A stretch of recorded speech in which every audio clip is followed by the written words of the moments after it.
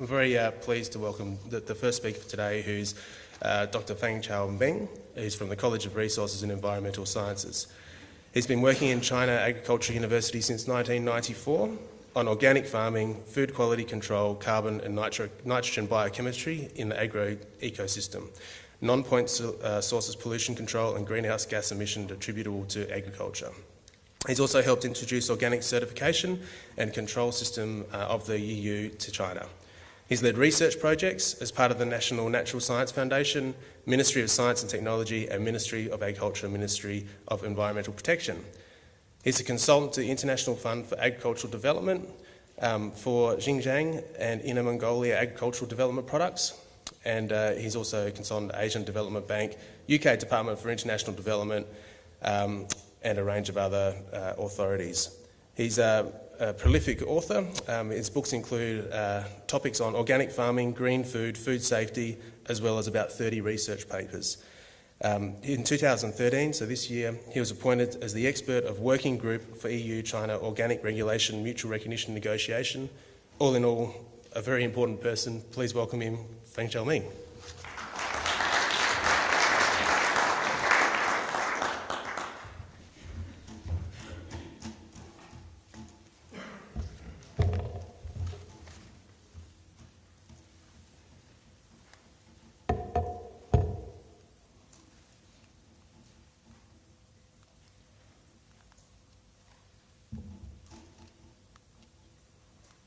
Okay, so good morning, everyone. So in China, we have saying that the first speaker is a break. We will bring more valuable presentations afterwards. So I'm the real break for this morning. So today I will introduce the very broad the agriculture, especially vegetable production and consumption in China, and also the trend in recent years and for the coming years. I will focus on the 4 points. So for the consumption, so everybody knows that for vegetable, we have been consumed by the public, like catering service, and by the individual household, and also by the try to be exported to other countries. This is the value in recent years. We can say that for the enterprises, for the quantity, for the value, they have been increased stably for the past years for vegetables. But I have to point out that for the dinner, for the catering service, which is really influenced by the policy, because for 2009, for the public fund corruption is this number. So quite large proportion of the money has been spent on the dinner. So the officers, they try to invite the dinner from the person from Australia. They try to invite themselves, try to invite their family members to have dinner. So quite large money has been spent on that. So for the new president and new leader, they try to have very strict policy to stop that. So if you come to China now, that you will find in Beijing many very high-rank restaurants are closed because of this policy. So maybe it's not good signal, good policy for our veggie industrial, but I think it can be good for the general situation of China. So stop this kind of corruption. But for the individual consumption, we found that it did not increase. It did not increase. For the rural farmers, they are consume more meat, more milk, and also more but less vegetable compared with before. And for the urban consumers, nearly the same as before. So this is the value proportion of the family consumption. We can say that comparatively the rural consumers, they consume they spend more money on the grains, on the cereals. And for the urban consumers, they spend less. But for the vegetables, you can see they are high proportion than the rural consumers. So those are other kind of expenditures.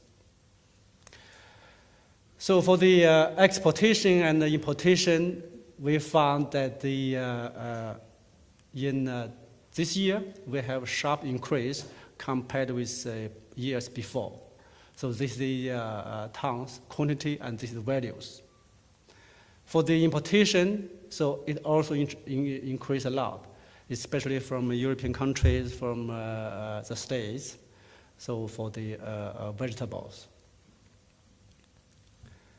So this year, this is from 2010 to 2011, we have a sharp increase of the quantity of the vegetables. Okay, this is the vegetable importation in China. So we can compare the data for 2001 and 2011. So for the processed, frozen, and fresh, and this for seed, and also for the dehydrated products. So you can see that for this processed, it accounts a large proportion. The second one is the fresh and frozen products. So for the years, there are some exchange like this for the quantity and also for the value of the products. Okay, so this is the list of vegetables with big decrease in China.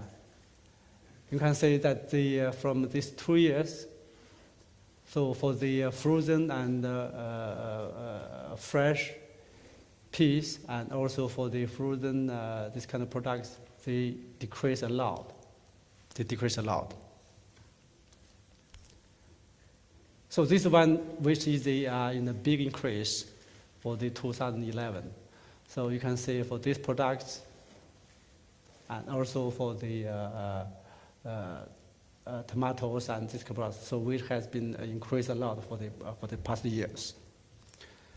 Okay, for the price of the vegetables before 2007, it can be seen in the stable level, but after 2007, we have a very big increase because of inflation, because of CPI, these kind of factors. So for the production, for the China, the government always encourage the production, try to increase the income for the farmers. So every year we can see it has about 2 to 4% of increase for the production and also for the values. So now in China, we can say it accounts about 12% of total farmland area for the vegetables. For the different provinces or states in China, we can say that the Shandong, Hebei, Henan, Jiangsu, and also Hubei and Guangdong. These 6 provinces produce more than 50%, more than half of the vegetables for Chinese consumers. And for Shanghai, for these areas, they need to import or introduce from the other areas, like from this area or from Shandong, and or even from Mongolia. So you can see that Shanghai or Guangzhou can be the port. We can import the products from from Australia. For the production, in China now is mainly in 3 forms. This is the arcade greenhouse in southern China. So no need to be heated, especially in winter. The sun can give enough heat, enough energy, just to reduce the disease and these insects. So this is quite popular in South China. And for this one, for the year round in North China, vegetables are produced here. Even in summertime, the plastic cover will be removed. So they will cover kind of a net to reduce the disease and the pests and insects for the vegetables. For the for the back wall, it is quite thick, around in the top around 2 meters wide, and in the bottom is about 5 meters thick, so can keep enough warmness in the winter time. So no need to heat it by coal or by other kind of heating system. And for the open field, it is a dominating one in Mongolia or in North China, like potatoes, like onions, like cabbage. So we have a large production of this potato in China. So for the quality, we have to say that in China now, you can see we have 4 levels of the products, agricultural products, namely the conventional one or commonly one, the non-pollution, and green food, and also for the organic products. So for the organic products, we have a similar concept with Australia or the EU, that they did not allow chemical use and no GMO. For the green food and for the non-pollution, which allow the use of chemicals like pesticides and fertilizers, and it also allows GMO. But for the conventional one, so except the very high residual, very hazardous, very harmful pesticides are not allowed used. So for the others, they are totally allowed, like fertilizers or GMOs. For the non-pollution agricultural products or vegetables, the concept was introduced in 2000 by the Ministry of Agriculture, because from 1995, the food safety scandals has been increasing a lot in China. So many kind of illegal additives and ingredients has been added to the food processing, especially for food processing. So, and also for the pesticides, they have been illegally used, or they have been inappropriately used by the local farmers, especially by the small household farmers. So the Ministry of Agriculture, they try to improve the safety of the quality. So they initiated the concept of non-pollution, which means that the consumers, after consumption of the vegetables, of the products, they have no safety concern. So from the point of the production, they introduce standards. They introduce the regulation. So the regulation and standards, they cover 3 aspects, mainly on the environment qualification or environment standards, like soil, like water, like the air. I think some of you know that from last year and this year, there will be a very big scandal of the rice, which is polluted by cadmium, a kind of heavy metal. The public data saying that the 10% of the rice are contaminated by the cadmium because of the pesticides and the illegal use of these pesticides like phosphorus, and also the very high background level of the soils. So for the environment, they try to keep it clean, and also for the area in Eastern China, like Shanghai, like Shandong, where agriculture is quite, industry is quite developed, so they try to reduce the farming area. And also for the safety quality, including the pesticides like heavy metals, and for the vaccines like for disease or the microorganisms, they do not control, they don't think it is a priority. And also they try to introduce the standard for the production procedure. So how much is the withholding period, how much time before we should stop use of the pesticides. So this kind of concept, standards, regulations has been introduced for the whole China. And also specifically they introduce standards for the agricultural products and also for the vegetables. So for the past years, this non-pollution program has been increased has been increased, but we have to say that it did not cover totally for all agricultural products. Only less 10% of the products or vegetables are covered by this program. The second one is for green food or green vegetables. This concept or this program is initiated in 1990, because you know that, I don't know if you know story, that just after New China established in 1949, large number of the soldiers, they have no works. So they go to remote area, a border area like border to Russia, like to Xinjiang. This area, they have a large acreage of the virgin land. So these soldiers went there to do farming. And also they can be the soldier when the war came. So this large area of this national farm, they are in economic crisis in 1980s, because for the farmers, the land has been rented by these individual farmers. So their incentive has been driven. So they can introduce water, they can introduce chemicals. So the green yield has been increased a lot, but not on the state farms. So the government want to help this kind of state farms. So they said, okay, because this environment is very, very good, they have no industry on the border to Russia, to Korea, to Mongolia. So it is very good for the agricultural product. So they introduce green vegetables or green food program in this area.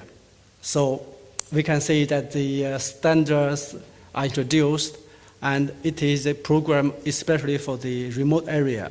But after 1994, it is a program for the all agriculture.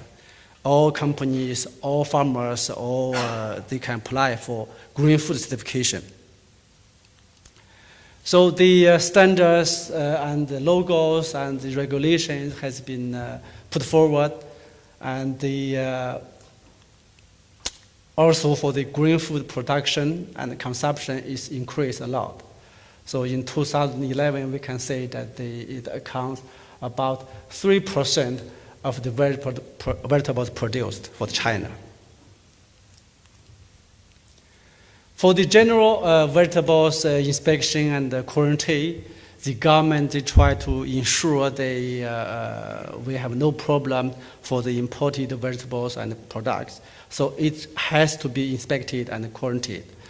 So that in China we have 4 main regulations on the fresh vegetables inspection, quarantine, and also for the dried and also for the processed vegetables.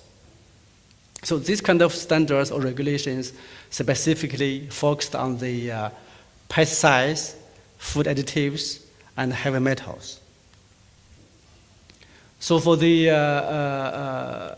inspection and quarantine list, we have about more than 400 chronic pests, at least including the insects, bacterium, fungus, nematodes, weeds, and etc.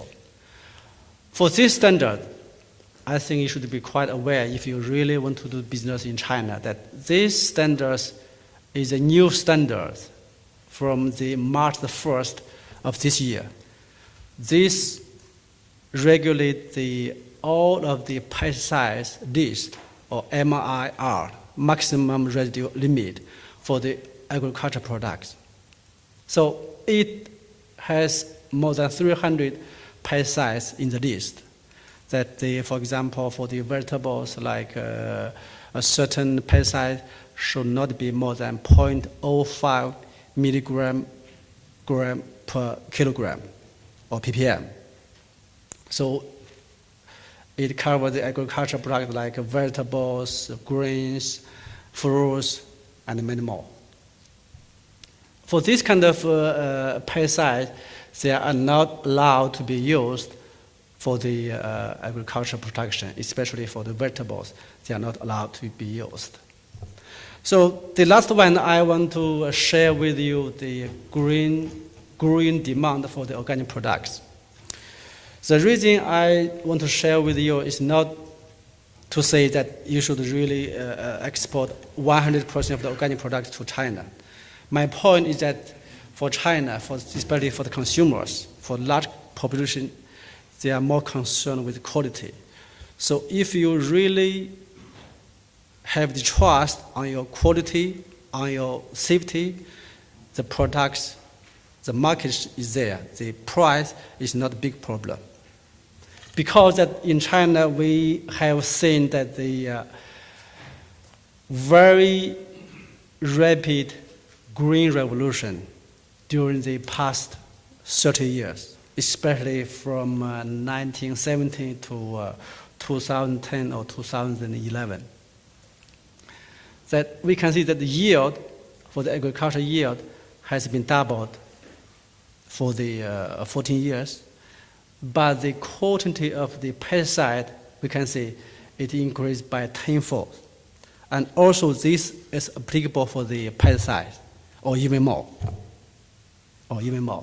So it means that for the agriculture, if we really want to achieve the food security, you should increase the use of the farming input.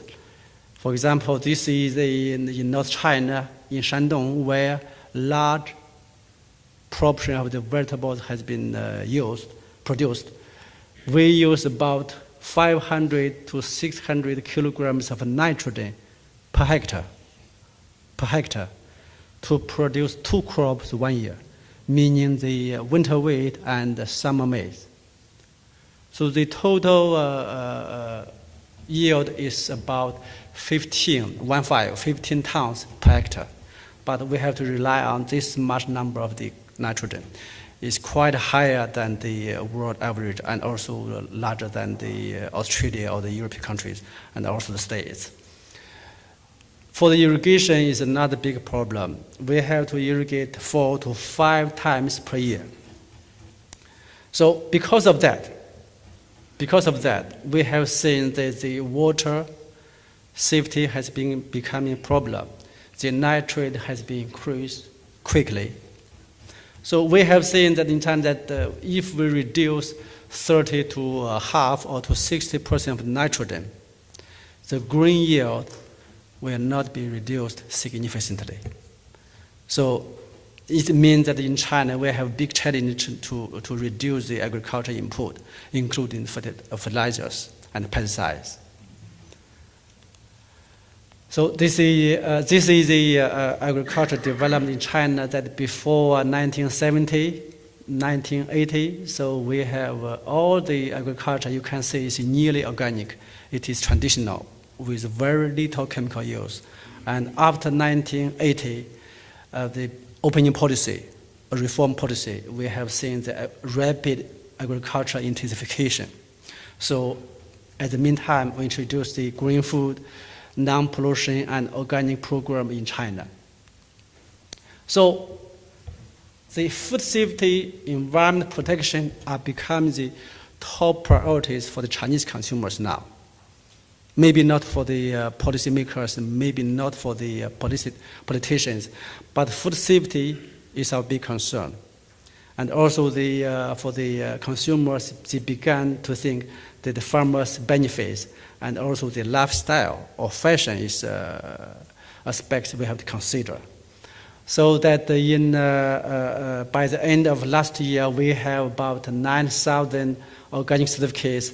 It covers about 6,000 enterprises involved in organic production. So until now, we can see we have about 1 million farmland, 1 million hectare farmland under organic production. The other 2 million hectares of the farmland are under wild collection. So this is for the organic exportation. You can see that the vegetable, it accounts about 3 to 5% of the quantity or the value of the total organic products exported. So most of them are the beans or cereals and also tea products. So for the exportation, they have been going to the EU market. the States and also for Japanese market, but very little to the Australia or the New Zealand. So what's important to Chinese consumers? Still now, the family is the top priority, and also for the health, for the individual farms, consumers, and for the family members, and also for the education. So this is the reason that we have a lot of population going to Australia for the education, for higher education, and also their status or their social status. So if you ask Chinese consumers why they think organic in a different country, you can see that for the European, they are more close to nature, they are more romantic, and for the States, they are trying to be very pragmatic or try to be very practical. They don't use subsidies. This is organic for the Americans. And for China, it's kind of should be traditional. So as natural, as traditional as possible, and also it's kind of a social status. So the consumers, they care about the product types, they care about the price, and also the place of production, and also for the promotion and for the government, they have been very important factors. Saying that for the organic products, 90% are from fresh products like vegetables or fruits, and others are simple local products or imported products.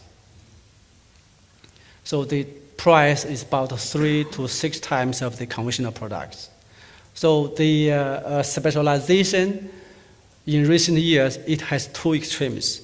The first one is try to be in a very specialized, and also for the not so specialized, very individual farms, they are very popular in Beijing, in Shanghai.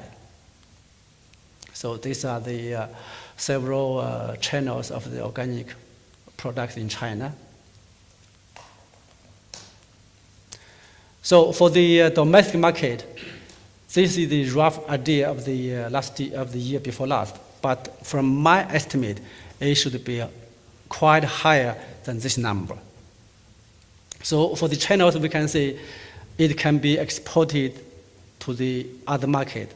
This is the one case in central China. They produce strawberries and vegetables, and they try to process and export them. And also we have the urban farming, urban agriculture. This is the pictures of one farm south of Beijing. So the consumers has been introduced to this place, to this village. They can have the tourism, and they can have the locally produced vegetables. This is the organic channel. This is the farm channel, vegetable channel, initiated by Taiwan. They have 7 farms, 7 stores in Beijing already. They have now having a very good business. Most of them are easily fresh or imported from the other countries, like Japan or Australia. So they are the very important home delivery website. For this company, their turnover increased a lot from the 700,000 RMB in 2007 to 0.2 billion in last year. So very big increase of the organic consumption. And also for the community-supported agriculture is becoming quite popular in China now. So also we have some kind of weekend market. The farmers, they come together in Beijing, even in Tiananmen Square. So about 30 farmers, they brought their vegetables, their meat, their lambs here. So the many consumers, they try to buy from that. The other one is from the supermarket like Carrefour, Walmart, and also 2 local supermarket channels. So you can see that most of the consumption or the purchase of the vegetables are from these channels. The last one is the wholesale market. So this is the one in southwest of Beijing. So every night from 2 o'clock to 7 o'clock, the vegetables from the country, all over the cities or the province, they came together. So for the persons, for the businessman from Carrefour or from individual store, they will come here to buy the cabbage or vegetables and distribute after 7 o'clock in Beijing city. So it's the number one. We have about 2 or 3 wholesale market in Beijing. So or in Shanghai, in Guangzhou, we have quite a similar system in Beijing, in China. So for the certification system, it's quite similar that like in Australia, we have these organic standards. We have to have regulation that in China, we say that we have the strictest regulation in the world. They try to inspect, try to analyze each individual vegetables for the environment and for the water, for the soil. And also it has the specific organic ID system for the smallest package. So this is the package for the smallest package for the organic products. The consumers, they can log on to the information system to check where it is produced from which company. So from these slides, I really want to point out that for the consumers in China, even for the rural farmers, rural individual consumers, they are really concerned about the quality and safety. So in Chinese consumers' concept, we treat the products from Australia or from New Zealand with a very high fame, very good fame, like the milk, like wool from Australia. So they try to buy in many ways. So in summary, I think that for the vegetables, for the any kind of product, including the wine, if you really want to export in China, for the quality, for the ID, for the safety, you should keep that. You should keep that. Maybe you should think about to have this kind of individual or separated system to keep the ID of the fame of the vegetables, quality and safety. So by that, the consumers, they can really spend a certain price, like more than average premium price for the products, for the vegetables. So this hopefully will be a good big market for your products. Thank you very much.